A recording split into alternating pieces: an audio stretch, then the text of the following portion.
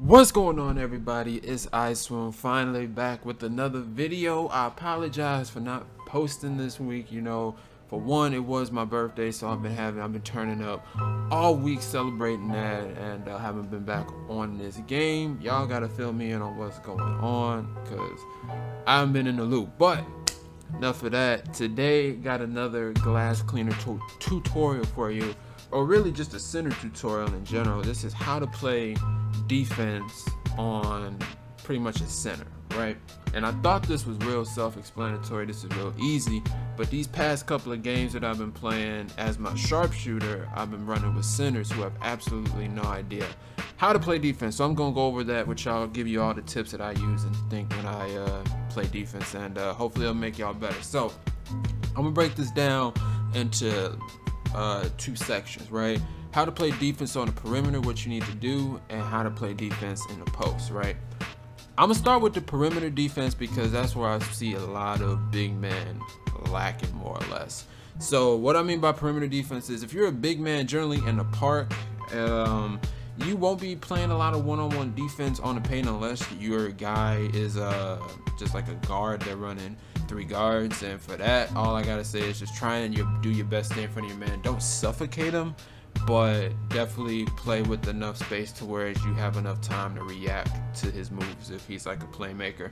If he's a sharpshooter or a shot creator, sharpshooters, how I play sharpshooters is I don't play up on them a lot. I know contested shots are really bad, but I play them to where I give them enough space to where they think they have an open shot, but when they shoot it, I can, jump up, time and block it, whatever. So, and then shot creators is just kind of a rough situation because they have the speed of a playmaker enough to go by you, and they can still pull. So just even with shot creators, just try and stay in front of them as best as you can. Don't totally press up on them because they'll probably go by you. But what I do want to talk about is how to guard the pick and roll.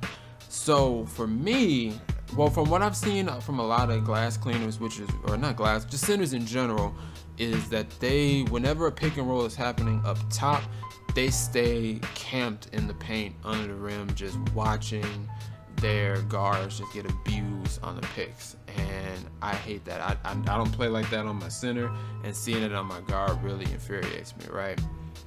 In the pro-am, you can get away with it a little bit, camping in the paint, because it's a little bit more congested and you can get away with it, but in the park you can't do it. So how I generally play picks is, well, playing the pick and roll is easier if you do have a squad and you're on the mic communicating, but if you're not on the squad, you're playing with randoms. How I play the screens is I shadow the ball handler. I don't completely switch on them. I call it shading or shadowing, but what I mean by that is when the pick is happening, as a big man, the big man's gonna set the screen, and most likely they're gonna roll if they're inside center. What you want to do is you don't know if that screen is gonna be hit or miss.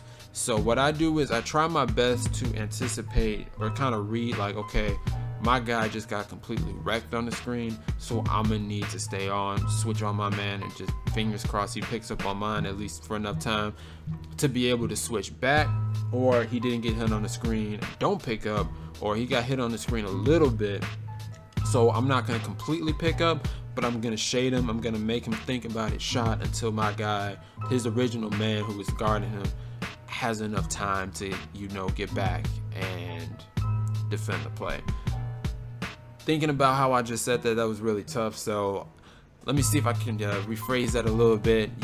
It's hard when you're not communicating on the screens to pick up or not, and a lot of the times it does get confusing. So your first step is to see how badly your man got screened. If he got completely wiped out by a screen, please just go ahead, pick up on his man and play the switch. And if he didn't get on the screen, definitely you don't have to switch. But if he got hit on the screen a little bit to where it'll knock him out of the play for a little bit, that's what I call it shading in my head. I don't know if that's even the right word for it, but I'll kind of stick on his man. I'll play the angle between his man and my man to where my man won't be able to, get that easy dunk. I can pick it off in the lane more or less, but I'll also be able to pick up on the ball handler as well to where he won't shoot.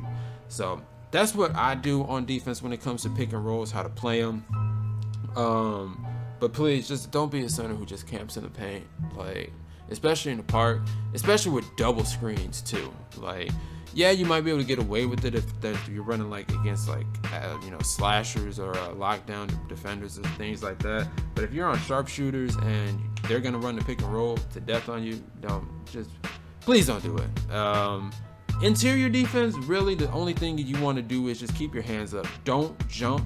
More or less, like, I generally just keep my hands up. If I'm going for the block, I know he's gonna shoot it. I can anticipate it pretty well. But the layups are so broken in this game that all you got to do is, if you're in the paint, just don't jump, put your hands up, and if they do go for the layup, if you have your hands up, more or less they will block it every time. But that's really all you have to do for inside defense. Whenever that ball comes in there, just throw your hands up, and you might even get a few blocks or two. Or if you know that they're gonna take it up because they're a really bad player, you can go ahead, jump, get that block. Do what you got to do. But that's defense. For a center, that's all you got to do on the inside. Please, if you're on the perimeter, you just got to watch out for the pick and roll, how to play it. You got to anticipate the level of the screen and, you know, who you got to pick up on, as well as, you know, just trying your best to defend the guards on the perimeter if it does come down to that. You won't be really good at that, but you can do your best, as well as in the perimeter, in the paint. My fault. Keep your hands up. Don't jump for everything. Just keep your hands up. If they score, they score, but more or less you will be able to affect the shot and they will miss it. So that's my tips for defense in the paint and in the perimeter as a center. I'm trying to make y'all better on defense because offense is so broke. So at the very least, you can dominate on the defensive end. If this video did help, please like, share, subscribe, comment, do all that stuff. It's iSwoon, and I will see you in my next video.